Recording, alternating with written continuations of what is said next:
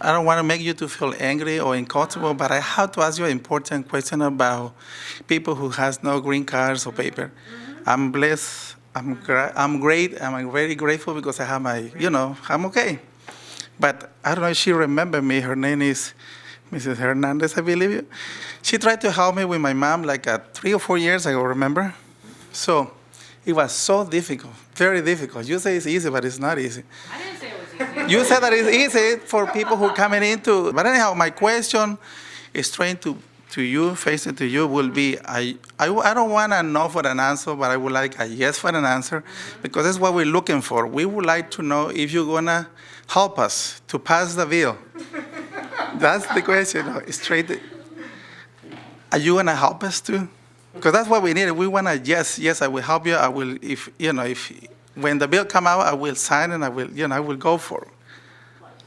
You always have to look at what's in the bill. I can't commit before we actually have a bill, but I am committed to working and supporting legal immigration reform. I believe that we need it needs to start with border security and getting those provisions in place, an ag guest worker program, visa reform, a legal immigration system. So yes, I am. But okay, like 3 days ago, one of my friends who is from my village, he was killed. Nobody know where in the border.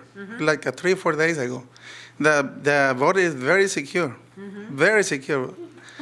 Most of the, very secure, because even myself with a green cards or residential or whatever, they stop me and put me in a little bit wrong, asking me a bunch of questions, even though I've been back and forth so many times to the United States, Mexico, and the United States, and they still me questioning, what are you going, what are you travel for?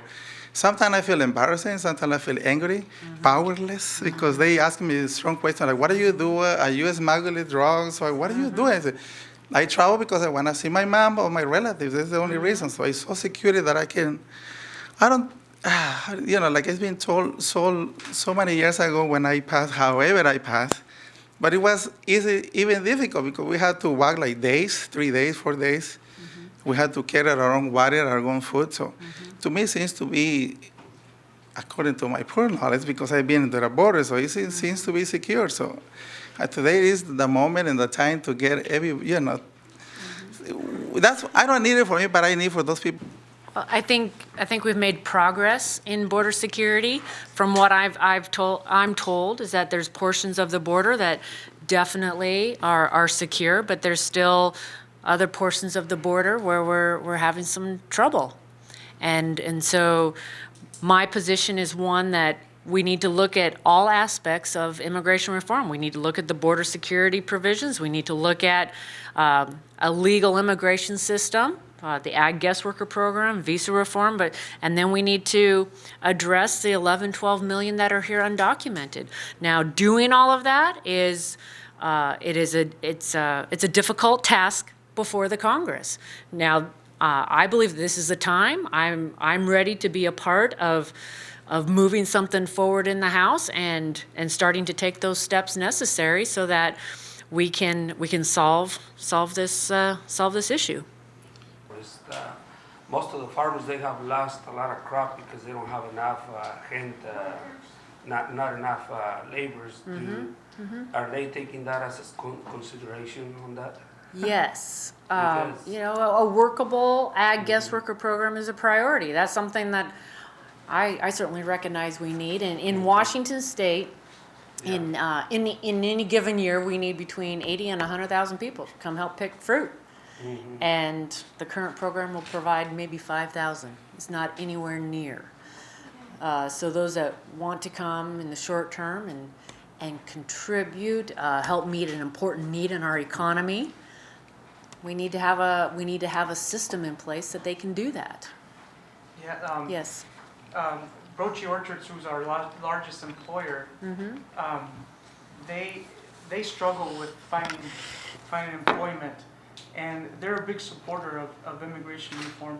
They've tagged on the Washington Compact, which is a coalition that supports immigration reform. Walla Walla Valley Chamber of Commerce has endorsed it. Yakima Chamber of Commerce, and this is new. So they're gonna get some more supporters. My business is affected by, by the fact that I have an able and willing, I'm in the real estate business, I have able and willing buyers, but the fact that they're not able to get credit, affects my business.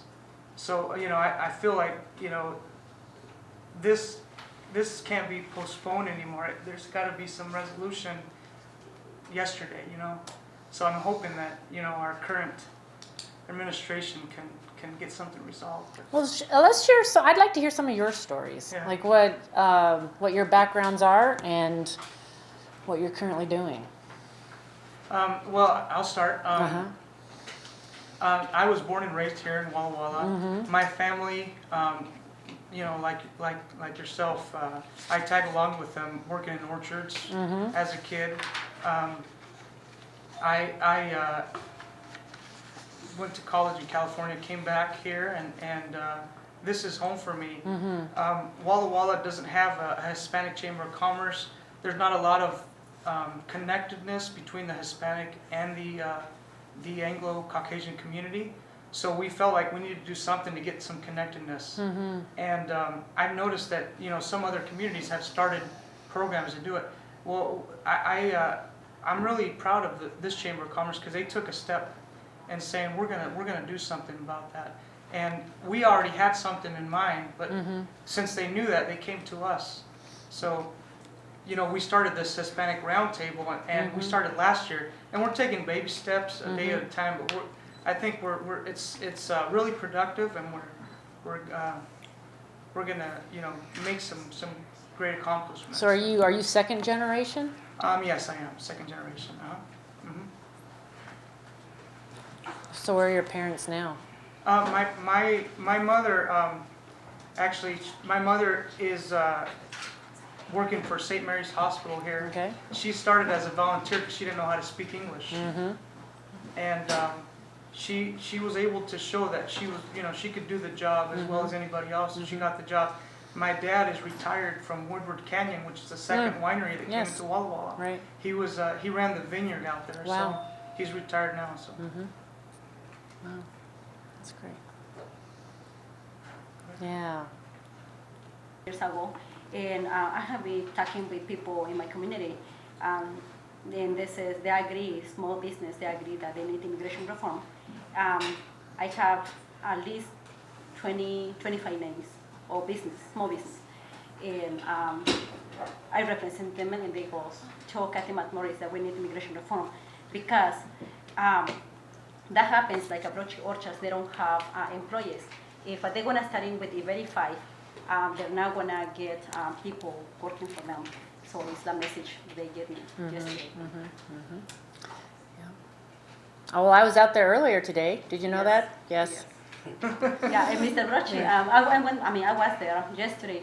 Cathy McMorris is gonna be here around 12:30, and we connect. We helping each other. We connected. We had connection. We chamber with Mr. Brochi, small business, big business, and working with the community. Yeah. Well, my name is Manuel Escalante, and I got here on to Walla Walla. That's when the reform came. And after that, I came and started working here in Walla Walla, and I started my own business. But that was back in 1993. Started my business of insulation and drywall on the construction.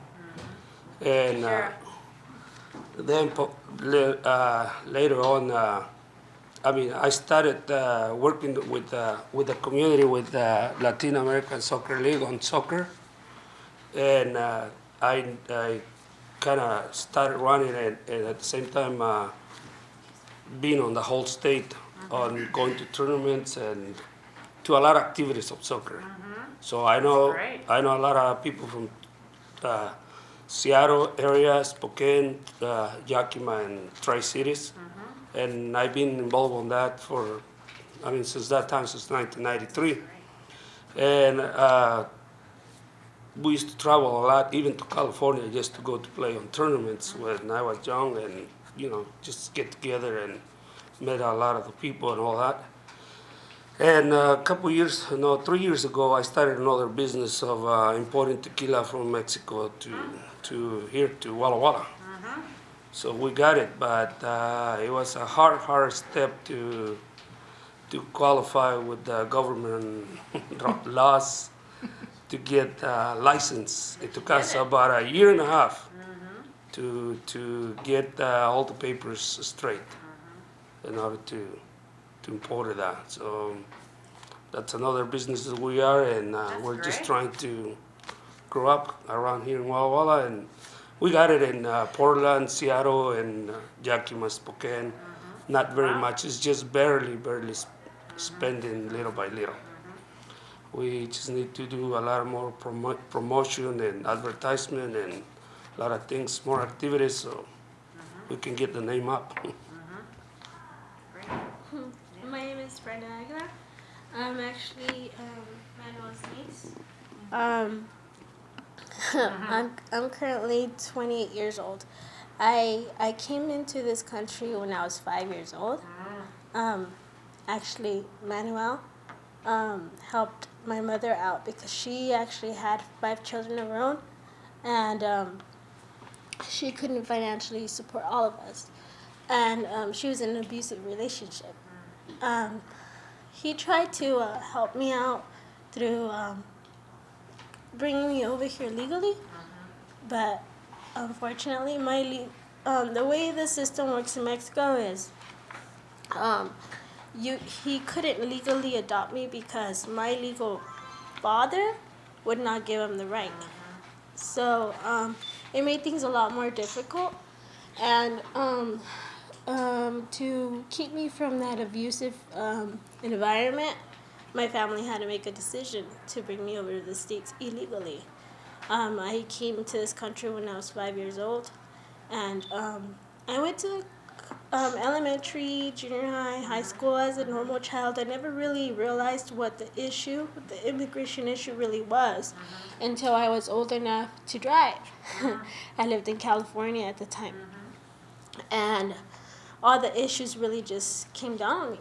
And I came to realize what the whole significance of coming into this country legally or illegally really was. I had plans and dreams to go to college and, to pursue a career. And I fell into a depression because I realized that all my opportunities were all of a sudden shut down. I took therapy, and I went through various obstacles, but I surpassed them. I actually started doing real estate. I started as a secretary, and I kind of worked my way up. And but I also came across obstacles because I couldn't really get the license to be a notary, or get the license to be to have the license to actually pursue real estate further. My position got to a pretty high state with the small company where I worked at, but I still had those barriers blocking me. And once the market dropped, I lost my job, and I realized that I needed to go back to school in order to do everything correctly. I came over to Washington about 4 years ago so I could drive legally, so that I could have a better opportunity. I left everything. I left my friends, my family, everything. Came over here and pursued a different route. Just until recently, I was able to fix my my legal status due to the referative action. My concern really is now I'm starting to, I see light at the end of the tunnel. I see a more positive outcome to life. I feel, but I also, my concern is there's only a 2-year limit there, because in 2 So years. are you going back to school? No. No. Not as of yet. Okay. Because even though I have the paperwork through the referative action, I still don't get financial help. Okay. I have to pay for schooling on my own. Okay. So I have to save money. I have to do everything, plan it out. correctly, in other words. But I do have intentions to complete my goals and my dreams. My concern is what's going to happen in 2 years. Will it get renewed, or will I get deported? And Hopefully Congress will have taken action, clarified, got a new law, need to take action, that this is the time, that it needs to happen this fall. And I have been initiating a number of meetings, and I've been involved in efforts in the House to start moving forward. I think that this, that we have to do something by the end of this year. one thing that really caught my eye about you is that you have more of a background as far as what how this really affects people, because you said you yourself had issues in your orchard growing up. Yes. So that kind of caught my eye, and I really was interested to meet you, especially since you're like the first female to be running for so long, and you're pregnant. I'm sure you can accomplish great things, if you really set That was Mrs. Brody yourself today, to. You can do it, Kathy. Well, there's 435 members in the House.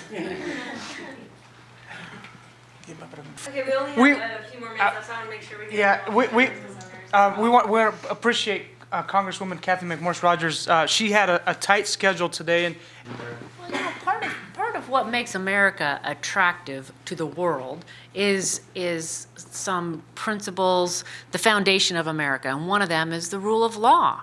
And I think the fact that America believes in the rule of law, equal application of the law, equal protection under the law is part of what makes it attractive, because people know that no matter who they are, that they're going to be treated and protected under the law. And so that's why the rule of law is also is fundamental to immigration reform, but also recognizing that America is a land of immigrants, and it's the melting pot. People from all around the world have come to this country to pursue their dreams. And in my mind, as I lay out these steps